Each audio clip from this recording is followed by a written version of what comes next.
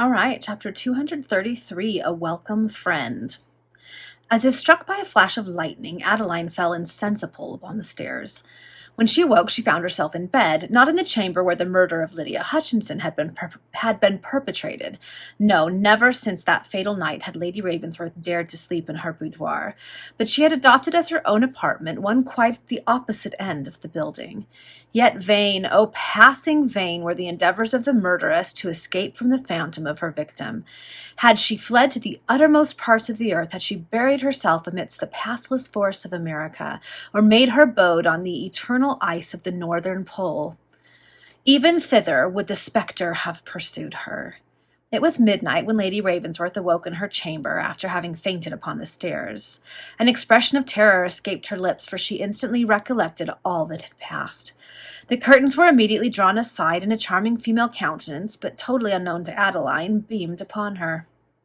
"Tranquilize yourself, lady," said the stranger. "It is a friend who watches by your side." "A friend," repeated Adeline with a profound sigh. "Have I indeed a friend? Oh, no, no, I am surrounded by enemies." And covering her face with her hands, she burst into an agony of tears. "Pray compose yourself, Lady Ravensworth," said the stranger in so sweet and musical a tone that it carried to the heart conviction of friendly intentions. "And who are you that thus feel an interest in one so woe-begone as I?" asked Adeline, relieved by her tears. Then she turned her still streaming eyes toward the stranger, who spoke in so kind, so soothing, so convincing a manner, and she beheld, by the mellowed light of the lamps that burnt in the chamber, a female of lovely person, but clad in deep black and wearing the peculiar cap which bespeaks the widow. "I think it's Eliza." The respectability of this garb, combined with the softness of the lady's tone and manner, and the sweet amiability of her fine countenance, to produce the most favorable impression upon the wretched Adeline. Wretched alike, though her own misdeeds and those of others. "You ask who I am," answered the stranger. "Rather seek to know wherefore I am here. Compose yourself, and I will explain the latter mystery in a few words. This evening I received tidings, from an authority which I cannot doubt, but which I dare not name, of a fearful conspiracy that is in progress against you, not only against you, but I fear also against your child." "Oh, heavens, I begin to understand it all," shrieked Lady Ravensworth. The presence of Gilbert Vernon and Anthony Tidkins in that mansion, and evidently leagued together, recurring in her mind. "But how did you hear this? How did you learn the terrible tidings which other circumstances proclaim so fatally to be, alas, too true?" "Lady, ask me not for my authority," was the reply. "Were I to reveal it, I should incur the chance of ruining a source of intelligence which may enable me to frustrate other diabolical schemes that might be conceived, even as I hope to baffle the one that is now in progress against yourself. You are no doubt watched by enemies of a desperate character, one of whom has everything to gain by the death of your child." "Oh, you allude to Gilbert Vernon, my brother-in-law," exclaimed Adeline. "He's already in this house, accompanied by his valet, who—" She checked herself ere she uttered another word that might have led her new friend to marvel how she could possibly have obtained any previous insight into the character of that attendant upon her brother-in-law. "And that valet, by all I have heard," said the strange lady, "is a man of the most fiend-like soul, the most remorseless disposition, a man capable of every atrocity, every crime, and who is so ready to accomplish any enormity for gain, that were there another Saviour to betray, he would become another Judas." "Oh, what a picture you are drawing!" cried Lady Ravensworth with a cold shudder, for she knew how much of that appalling description was true. "It is not to intimidate you that I am thus candid," was the reply, "but simply to convince you in what danger you are placed, and how deeply you need the assistance of a sincere friend." "And that friend," said Adeline. "Is myself," answered the stranger. "It is true I am but a woman, a poor, weak woman, as the lords of the creation style our sex, but I possess the heart to aid you, the spirit to defend you, and the courage to dare every peril in your behalf." "Excellent woman, heaven must have sent you to me," cried Adeline, reassured by these words. And as she spoke, she caught her new friend's hand and pressed it enthusiastically to her lips. "But your name, tell me your name, that I may address you in terms of affection, and hereafter speak of you in those of gratitude."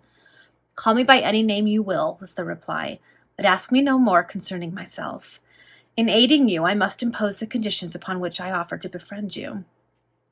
I have no selfish motive. My own social position places me above all interested view. No, through the purest feelings of humanity have I sought you. Listen to me a few moments in patience. This evening I heard the principal details of the plot contrived against your peace. I learnt enough to prove that you have enemies capable of the very worst deeds to secure their own ends. I resolved upon hastening to your aid, of offering myself as your companion, your friend, until the peril be averted.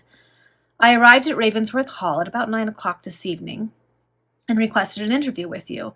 I was told that you had just been seized with illness and conveyed to your chamber. I replied that I was well known to you, that I had even come in pursuance of an invitation received from you, and that my presence was most opportune since you were so suddenly taken ill. Your lady's maid was summoned, and in consequence of my representation I was admitted to your chamber. You had partially recovered, and had sunk into a sound sleep. I assured the maid that she need not remain with you, as I would watch by your side. This is the tale I have told, an innocent falsehood, to ensure a good aim. If you wish me to remain with you, it will be for you to repeat to your servants the same story of our previous acquaintance. This will be necessary to account to Vernon for my presence in the mansion, and for the terms of inseparable friendship on which we must appear to be together. For from this night I shall not lose sight of yourself or your child until the danger that threatens that innocent infant be averted. As for my name, I dare not allow it to be known here, for Vernon is acquainted with a certain individual to whom that name is not strange, and who, were he to learn that I am here, would perhaps suspect that I had some ulterior motive.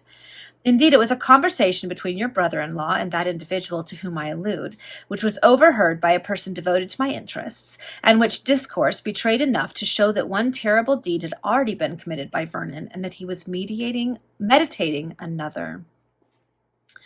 One terrible deed has already been committed, exclaimed Adeline in affright. To what can you allude? Alas, replied Eliza Sidney, for she was the generous-hearted unknown. I knew it. Did the lamentable death of Lord Ravensworth excite no suspicions in your mind? Oh, now I see it all, cried Adeline, clasping her hands together and speaking with hysterical vehemence. Gilbert Vernon was in England. It was his voice that I heard in the ruins, and it was he who sent the fatal and poisoned weed which carried my husband to the tomb. Monster that you are, Gilbert Vernon. And she sank back exhausted upon the pillow, from which she had raised herself as she screamed forth that last accusation. Several minutes elapsed ere she grew calm enough to explain to Eliza the meaning of her exclamation relative to the voices in the ruin. You see how well arranged have been all Vernon's plans, observed Eliza. For in the conversation with the individual to whom I have already alluded, he admitted that he had been some time in England.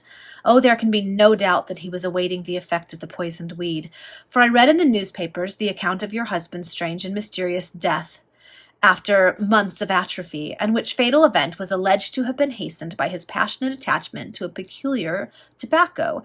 It is now for you to remain retired and tranquil, to keep your child constantly with you, and to allow me to act as I shall think fit. In a short time I hope to be enabled to collect a chain of evidence that may establish Vernon's guilt. At present there is strong suspicion, but no proof that he caused the death of his brother. But I will not stay here in this lonely house, cried Adeline. I will seek safety with my father. And think you that change of dwelling will screen your child from the infernal intrigues and plots of a man who found means, while at a distance, to murder his brother with fatal poison? Demanded Eliza. No, he would accomplish his purpose wherever you might conceal the heir of Ravensworth. But if we can obtain proofs of his past crime, or of his present intention, if we can contrive that we may place him within the reach of justice, then and only then will there be safety for your child. If you seek refuge with your relatives, he will see that he is suspected, and his schemes will only be prosecuted with more caution. I am in your hands. I will follow your advice in all things, said Adeline, but in the name of heaven devise means to bring these dangers and perplexities to a speedy issue. Trust me, Lady Ravensworth, returned Eliza. In the first place, is there still left in the house any of that tobacco whose effect were so fatal upon your husband? There is, answered Adeline, and I think I divine your motive for asking the question. You would have the tobacco analyzed and tested by a skilful chemist.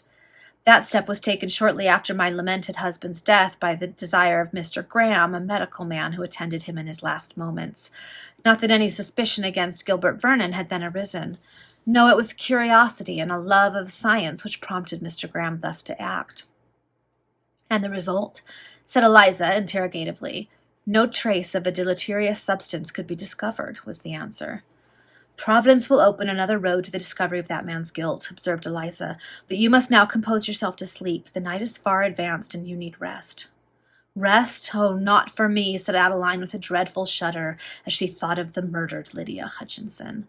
But Eliza Sidney did not comprehend that Lady Ravensworth had any source of affliction save the machinations of her enemy. In the morning, Eliza wrote the following letter to Filippo Dorseni, Greenwood's valet. Ravensworth Hall, April 16th, 1841. You will see by the superscription that I am on the spot where danger menaces an innocent babe of a month old. Vernon and Anthony Tidkins are both here, but Lady Ravensworth has placed herself entirely under my guidance. I wish you to undertake the 3 following commissions as speedily as possible. The first is to form an acquaintance with the landlady of the house in Stamford Street where Gilbert Vernon lodged, and endeavor to glean from her not only how long he lived in her dwelling, but any other particulars concerning him she may be willing to communicate. This task you must execute with great precaution, so that in case Vernon should call upon her, she may not inform him that you have actually sought information at her hands. Should she be skilfully drawn into gossiping discourse upon the subject, she would not mention to Vernon that she had breathed a word in connection with him or his affairs. In the second place, you must endeavor to discover the abode of the beautiful Georgian Malkhatoun, whom, as you informed me some months ago, shortly after my arrival in England, Mr. Greenwood made over to his friend the Honourable Major Dapper. In the third place, you must find some trusty person who will immediately set off for Beirut. Fortunately, an extra overland mail departs tomorrow evening. The instructions of the individual whom you may thus employ are contained in the enclosed letter. Doubtless, amongst the few Castelcicalan's who are now resident in London, you are acquainted with one who will undertake this mission, for the expense of which I forward you a check upon my bankers. You can write to me to report the progress of these 3 commissions. Okay, that's the end of the chapter. So Eliza found out through Filippo about what Mr. Vernon had in mind, which obviously is to do away with his brother's child and widow. She's there to help Adeline, but Adeline knows that the Resurrection Man knows that she had Lydia murdered, but isn't sure if the Resurrection Man knows that that's the house he's in and she's the person who hired him to do that. Okay, so we'll see if Eliza's plans to figure out how to bring Vernon to justice come about, and if in the doing of it she finds out what Adeline did.